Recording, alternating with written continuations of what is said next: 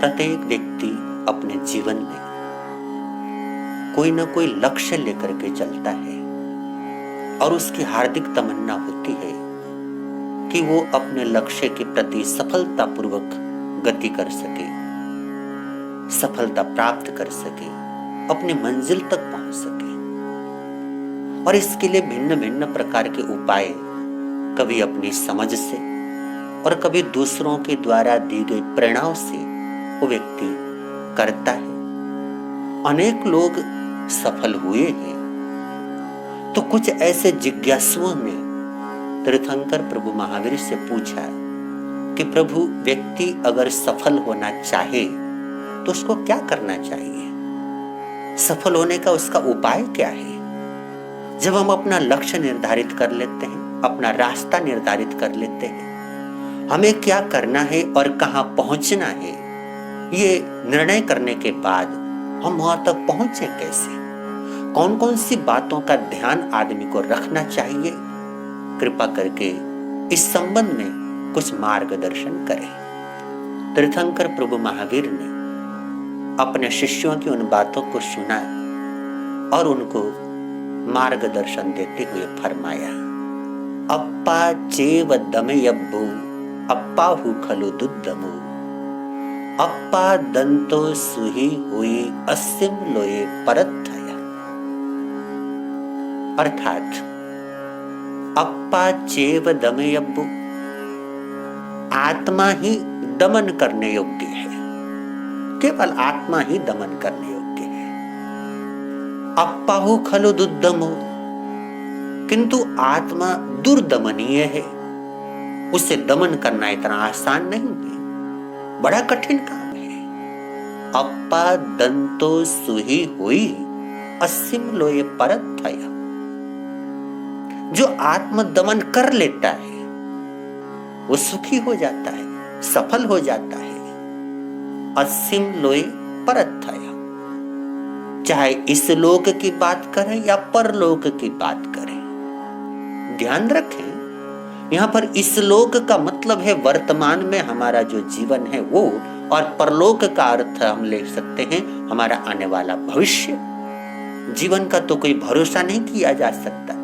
आदमी अब है, अगले क्षण खत्म हो जाए, आज है कल उसका कोई पता ना हो। तो यहाँ पर अस्सिम लोये अर्थात यह लोक, और यह लोक कब तक है? जब तक मैं वर्तमान में हूं, जब तक मेरा जीवन अभी कायम है, तब तक मेरे लिए यह लोक है। और परलोक का मतलब मेरा भविष्य, चाहे वो मृत्यु के बाद का भविष्य हो अथवा इसी जीवन का भविष्य हो। मैं अपने जीवन के भविष्य में जो कुछ हासिल कर सकता हूं उसको परलोक से भी हम लोग समझ सकते हैं। तो प्रभु ने कहा, अप्पा चेव दमयब्बु। बहुत सारे लोग दमन से ऐसा अर्थ समझते हैं जैसे स्वयं को रोकना, मन होते हुए भी वो काम न करना इत्यादि। किंतु दमन का यहाँ पर अर्थ जो है वो शासन के लिए है, अनुशासन के लिए है, नियंत्रण के लिए है। केवल मेरा अपना जीवन है जिस पर मेरा नियंत्रण हो सकता है। अगर मैं चाहूं कि मैं दूसरे के ऊपर शासन कर लूं, संभव नहीं। थोड़ी देर को मुझे भ्रम हो सकता है कि हाँ, मैंने दूसरे के ऊपर शासन कर लिया, वो मेरी आज्ञा का उल्लंघन नहीं कर सकता, या मुझसे पूछे बिना कोई काम नहीं कर सकता। ऐसी भ्रांतियों में हम लोग जी सकते हैं, किंतु ये भ्रांतियां केवल कुछ समय तक कायम रहती हैं।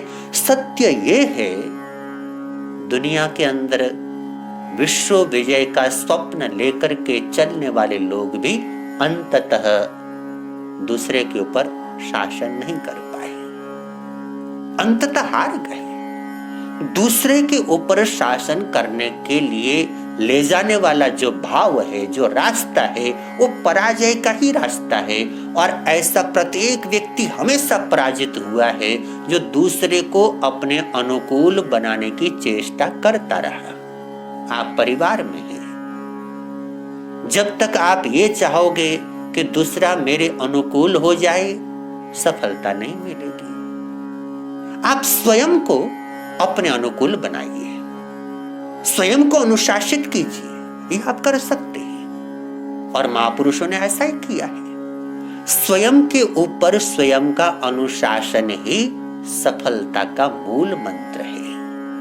अगर आपका स्वयं के ऊपर शासन नहीं है तो दूसरे के ऊपर कभी शासन नहीं हो सकता। और बहुत मजे की बात मैं आपको बता दूं, महापुरुषों के जीवन को देखिए, जिन लोगों ने अपने ऊपर अनुशासन कर लिया, स्वयं के ऊपर नियंत्रण कर लिया, वो लोग इतने पावरफुल बन गए कि उनकी आज्ञा, उनका आदेश वो चराचर जगत को मानना पड़ा।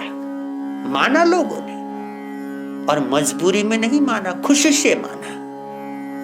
वरना जो संत महापुरुष होते हैं, तीर्थंकर होते हैं, भगवान होते हैं, अवतारी महापुरुष होते हैं, उनके साथ साधारण लोगों का क्या संबंध है? कोई रिश्तेदारी नहीं है, कोई नातेदारी नहीं है, लेकिन उनके एक एक वचन को जिन लोगों ने माना, उन्होंने कल्याण साध लिया। और हजारों लोग हुए हैं जिन्होंने उनके वचनों को माना, और आज तक हम उन लोगों को याद करते हैं, स्मरण करते हैं, तो केवल उनके वचनों के कारण। आज हम प्रभु महावीर को स्मरण कर रहे हैं, अथवा पार्श्वनाथ को स्मरण करते हैं, राम, कृष्ण, बुद्ध आदि को स्मरण करते हैं, तो उनके आदर्शों के कारण, उनके वचनों के कारण, उनकी महिमामय जीवन के कारण। तो प्रभु महावीर बोलते हैं, अप्पा चेव दमयप्पु, केवल तुम्हारे पास में केवल तुम्हारा जीवन है, तुम्हारी आत्मा अर्थात तुम्हारा अपना स्वत्व, तुम्हारा अपना जीवन है, जिसके ऊपर तुम अनुशासन कर सकते हो। आत्मा ही दमन करने योग्य है, अर्थात तुम्हारा जीवन ही दमन करने योग्य है, अर्थात अनुशासन करने योग्य है, नियंत्रण करने योग्य है। तुम्हारे हाथों में तुम्हारे जीवन के अतिरिक्त दूसरी कोई ऐसी वस्तु नहीं है जिस पर तुम नियंत्रण कर सको। तुम्हारा प्रत्येक नियंत्रण झूठा है। जैसे आप अपनी मुट्ठी में रेत भर लें और कस के मुट्ठी बंद कर लें, थोड़ी देर में खोल करके देख लीजिए तो रेत आपकी मुट्ठी में से निकल जाएगा, निकल ही जाता है। या आप जल में ले जाकर के मुट्ठी बंद कर ले, जैसे मुट्ठी बंद किया मालूम पड़ा कि जल तो बाहर निकल गया।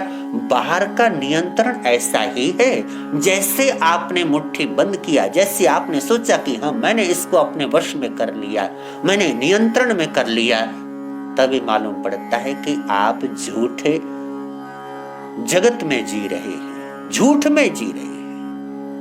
दूसरे के ऊपर नियंत्रण नहीं हो सकता।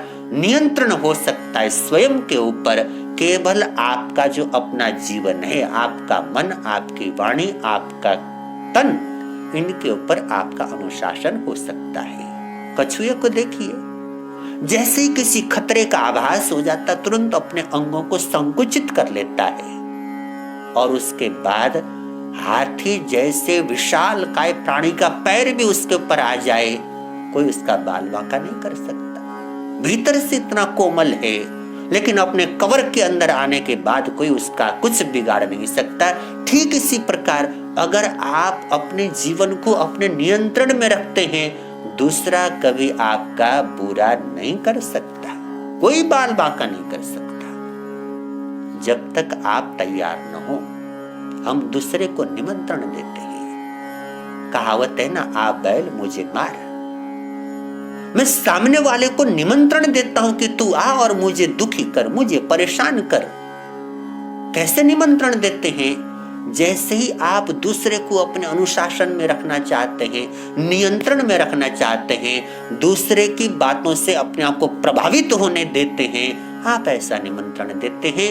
न स्वयं को दूसरे की ऐसी बातों से प्रभावित होने दीजिए। स्वयं के ऊपर स्वयं का शासन करने का मतलब है कि आप न तो दूसरे के बहकावे में आए, न गलत काम स्वयं करें, न कोई दूसरा आपसे गलत काम करवा सके। आप स्वयं कभी क्रोध न करें और दूसरा कितना ही उकसाए आपको क्रोधित न कर सके। आप स्वयं कभी ईर्ष्या न करें, डाह न करें, द्वेष न करें और सामने वाला कितना ही आपको उकसाए, आप इन चीजों के चंगुल में न पड़े। यही तो अनुशासन है, और काहे का अनुशासन है। तो प्रभु कहते हैं अप्पा चेव दमयब्बो, इस प्रकार से केवल आपका अपना जीवन है जिसके ऊपर आप अनुशासन कर सकते हैं, नियंत्रण कर सकते हैं। किंतु सत्य ये भी है अप्पाहु खलु दुर्दम, कि निश्चय में स्वयं के ऊपर नियंत्रण करना बड़ा कठिन है, दुर्दमनीय है। इसीलिए तो दूसरे के ऊपर अनुशासन करने की हमारी तमन्ना होती है, दूसरे को अपने नियंत्रण में रखने की भावना होती है, क्योंकि दूसरे को अपने नियंत्रण में रखना आसान मालूम पड़ता है, स्वयं को नियंत्रित करना कठिन मालूम पड़ता है। और प्रभु कहते हैं कठिन है, किंतु उसके साथ में सत्य ये भी है अप्पा दंतो सुही हुई असीम लोय परतय। इस जगत में या पर जगत में, इस लोक में या परलोक में, केवल वही व्यक्ति सुखी हो सकता है, सफल हो सकता है, आनंदित हो सकता है जो अप्पा दंतो स्वयं के ऊपर स्वयं का नियंत्रण कर लेता है। अपने ऊपर अपना नियंत्रण हुआ, निज पर शासन फिर अनुशासन। आप स्वयं के ऊपर अपना नियंत्रण कर लेते हैं कि तुरंत आपके भीतर ये क्वालिटी डेवलप हो जाती है कि तब आप दूसरे के ऊपर भी नियंत्रण करने में सक्षम हो गए। उसी को हमने परमात्मा कहा। स्वयं के ऊपर नियंत्रण होते ही बड़ा चमत्कार हो जाता है कि आप इस काबिल बन जाते हैं कि अब आप दूसरे के ऊपर नियंत्रण कर सकें। यह तब होता है जब आप स्वयं के ऊपर अपना शासन कर लें, स्वयं के ऊपर अपना अनुशासन कर लें, अपना कानून, अपने नियम स्वयं के ऊपर लागू कर लें, तुरंत आप दूसरे के ऊपर अनुशासन करने में सक्षम हो जाते हैं। और ऐसा होने के बाद जीवन में सफलता ही सफलता प्राप्त होती है, आनंद प्राप्त होता है, आदमी सुखी हो जाता है। तो प्रभु ने जो समाधान दिया, उस समाधान को हम सभी समझें, स्वीकार करें, अपनी भावनाओं के ऊपर, अपनी तमन्नाओं के ऊपर, अपनी इच्छाओं के ऊपर अपना अनुशासन रखें, अपना नियंत्रण रखें। आपका जीवन सदा सर्वदा सुख के और आनंद के जगत में खिलता लहलहाता रहेगा। इतने प्रेम से मेरे शब्दों को सुना, उसके लिए कृतज्ञ हूँ। आप सबके भीतर में विराजमान पवित्र परमात्मा स्वरूपी आत्मा को मेरी कोटि कोटि नमन। जय गुरुदेव।